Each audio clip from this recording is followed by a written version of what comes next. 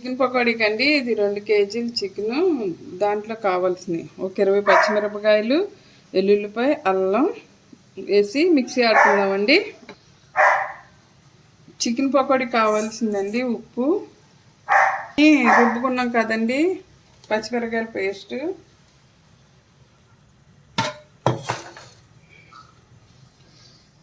గరం మసాలా,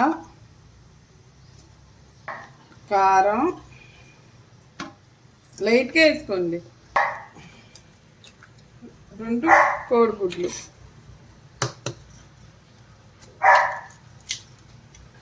ఇంతలా గార్నిష్ చేసుకోవాలి.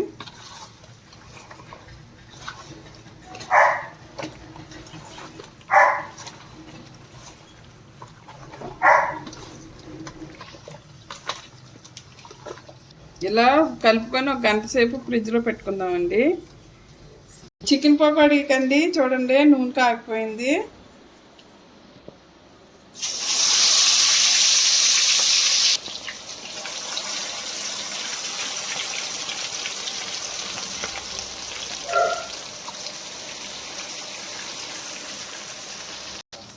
చూడండి ఎంత క్రిస్పీగా ఎగిందో చికెన్ పకోడీ. మన ఇంట్లో బయట కొనుక్కుంటే బోళ్ళని డబ్బులు అవుతాయి, కల్తీలు బోళ్ళు కలుపుతారు, నిన్నటి మొన్నటి అన్నీ కలుపుతారు. కాబట్టి మన ఇంట్లో ఫ్రెష్గా చేసుకుంటాం చాలా బెటర్. చాలా టేస్టీగా ఉంది. నచ్చితే లైక్ చేయండి, షేర్ చేయండి, సబ్స్క్రైబ్ చేసుకోండి. బాయ్ అండి.